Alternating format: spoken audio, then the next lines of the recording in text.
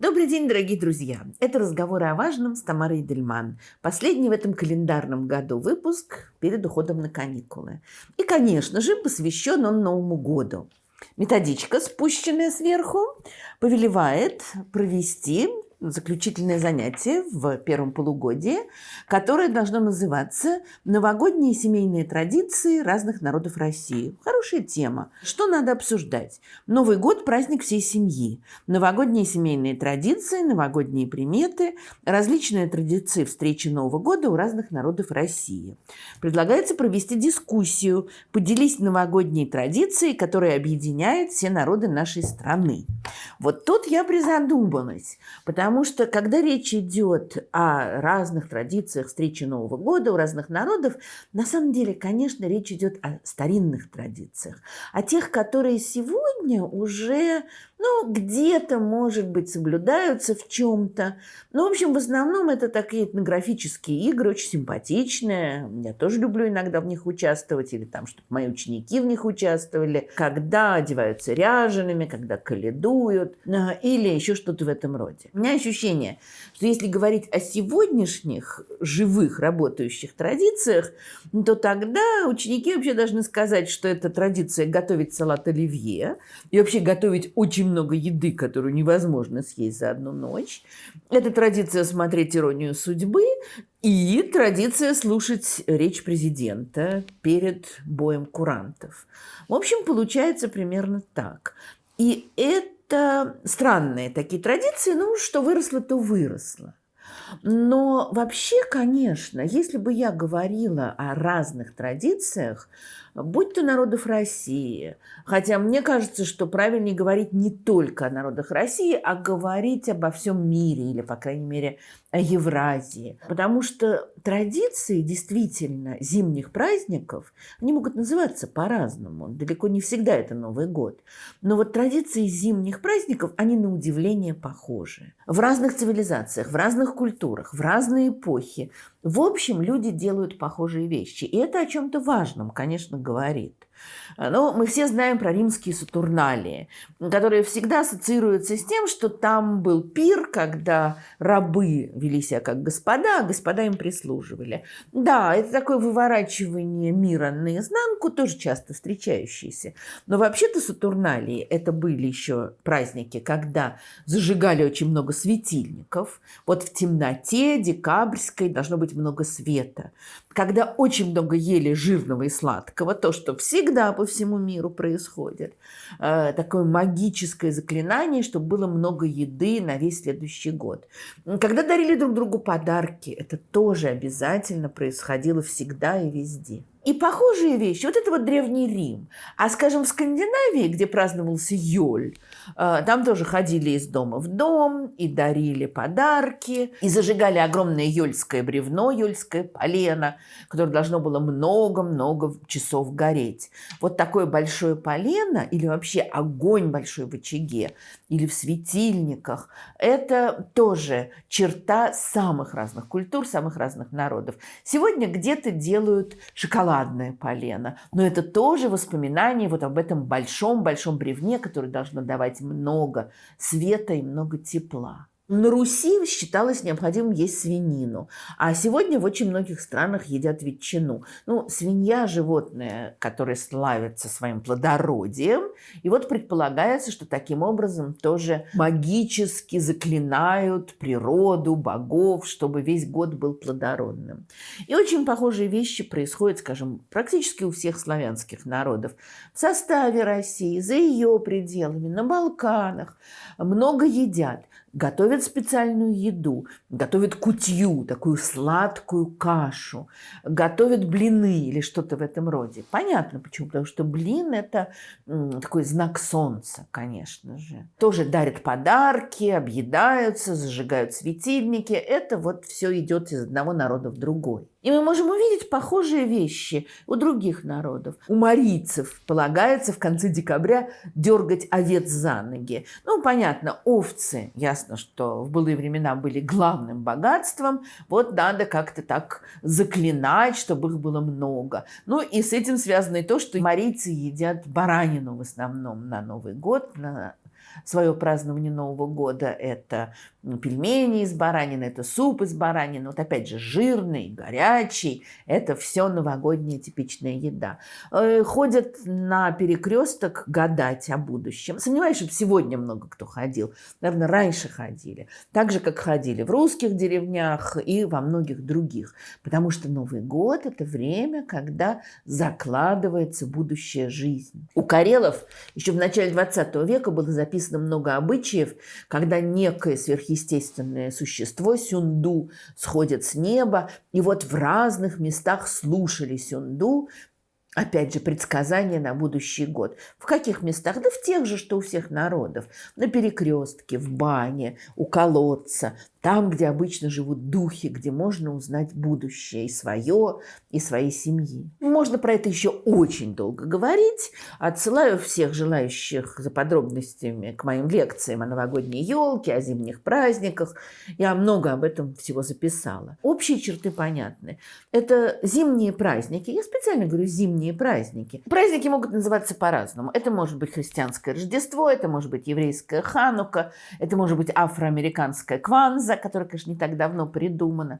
Но всюду предполагается, что это много еды, это подарки, это много света и тепла. Это вечно зеленые растения, как символ возрождения жизни. Когда сегодня говорят, что Рождество на Западе превратилось в такой праздник культуры потребления, что все только покупают подарки, может быть, действительно многовато покупают, но это древняя традиция. Надо всем подарить подарки и самим получить подарки, и таким образом проявить добро, проявить любовь и обеспечить благосостояние на весь следующий год. Но вот здесь, наверное, если посмотреть с исторической точки зрения, по крайней мере, на российские, на советские празднования, то тут видна такая вещь, что в истории российских зимних праздников все очень сильно перепуталось. Потому что когда мы говорим, и вот когда вот методички пишут, что Новый год – семейный праздник, это правда. Новый год в основном воспринимается как семейный праздник. Так было далеко не всегда. И сегодня, вообще-то, в других странах семейный праздник – Рождество. И, например, в XIX веке, конечно, Рождество было главным семейным праздником. Новый год вообще почти не отмечали. Это явление XX века, ну, для России скорее, конечно, советского времени. То, что у нас Рождество смешалось с Новым годом и так спуталось немножко, это определяется российской и советской историей. Такая ситуация складывалась постепенно в течение нескольких веков. Мы знаем, что Петр I приказал праздновать Новый год 1 января, и это было очень необычно для жителей Московского царства, а потом Российской империи, потому что была многовековая традиция праздновать или 1 марта, или 1 сентября. Но царь-батюшка приказал, календарь изменился. Ладно, Петр попытался ввести елку, причем, конечно же, это была рождественская елка, а не новогодняя, но она, в общем, плохо прижилась. По-настоящему елка в России прижилась только в середине XIX века, и то сначала только в городах. Крестьяне ничего такого не понимали. Очень медленно, постепенно, сначала в царской семье, в аристократии появился обычай наряжать елку. Потом это спускалось в городскую культуру все больше, больше, больше. Но когда-то в какой-то момент это дошло и до крестьянского населения далеко не сразу. Елка, конечно, была рождественская. И она была связана с религиозным, с христианским праздником Рождества. А Новый год кто-то отмечал, кто-то не очень. Надо понимать, что, скажем, еще в XIX веке не очень понятно было, а когда вот эти вот 12 часов наступают. Ну да, часы били в разных домах по-разному. Рождество с рождественской службой, с подарками, с елкой. Это была определенная традиция, действительно. И ясно поэтому, что большевики начали ее запрещать. Как мы знаем, в 20-е годы, в начале 30-х елка была запрещена. Ну, в общем, так же, как и празднование Рождества. Она воспринималась как религиозный пережиток. Дальше Когда в 30-е годы советская власть стала становиться все более традиционной, вот этот вот первый заход к скрепам, задолго до сегодняшних скреп, когда стали больше обращать внимание на самодержавие дореволюционное, так строить немножечко, Сталин уже стал свою власть под тем старым лекалом, то вдруг разрешили елку. Ну, как мы знаем, 28 декабря 1935 года было опубликовано письмо Павла Постышева, который сообщил, что вообще-то неправильно осуждать елку, следует этому неправильному осуждению елки, которая является прекрасным развлечением для детей, положить конец. Елку начали снова наряжать. Постышеву осталось жить совсем немного, через несколько лет уже он будет расстрелян. А вот новогодняя елка осталась. То есть она превратилась из рождественской в новогоднюю. По Рождество, конечно, по-прежнему делали вид, что его не существует, его забывали. А вот новогодняя елка появилась, ее украшали мандаринами, орехами, яблоками, игрушками, звездой наверху, только уже не рождественской звездой, а пятиконечной звездой. По предложению якобы некого школьника в начале 50-х, после смерти Сталина, появляется елка в Кремле, такая торжественная, такая официальная. И вот здесь произошла интересная вещь. Потому что, с одной стороны, действительно, Новый год – это праздник для души, это праздник для семьи, куда более теплый, естественно, душевный, чем, скажем, там, 7 ноября. При этом власть все время пытается этот праздник присвоить себе. Вот елка в Кремле, когда выходит такой торжественный Новый год, когда распределяются эти билеты туда, это очень четкое проявление такого вот государственного празднования Нового года. Речь президента и бой курантов, и гимн Советского Союза, а теперь гимн России – это все тоже вот этот вот государственный праздник. Получаются такие странные противоречия. То есть это вроде бы праздник домашний, а почему-то куранты, а почему-то гимн, а почему-то президент. Это праздник, в котором традиция предполагает очень много еды, веселое застолье.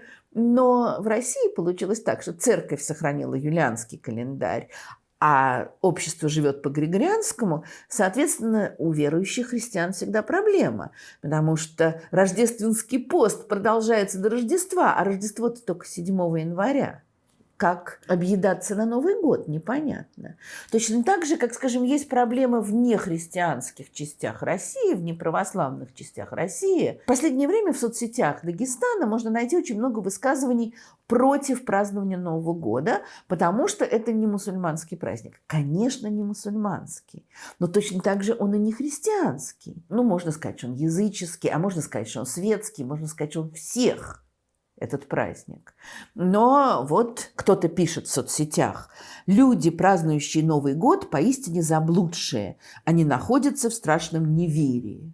Но этому человеку тут же возражают: а вот наша бабушка сидит с нами, отмечает Новый год. Это сейчас пошли молодые люди, оставляющие бороды для показухи. Они и говорят, что это харам, не зная ничего об исламе. В общем, получается такая странная вещь, что вот празднование Нового года оказывается смешано государственно-домашнее, религиозно-светское. И от этого не совсем понятно, как себя вести. Мне кажется очень интересным, я бы обязательно говорила об этом с учениками, о том, как в истории нашей страны видно, как культура и люди отвоевывают для себя вот эту вот частную жизнь, связанную с Новым годом. Очень характерно, что Эльдар Рязанов снял 2 великих фильма, которые смотрим и, думаю, будем смотреть на Новый год.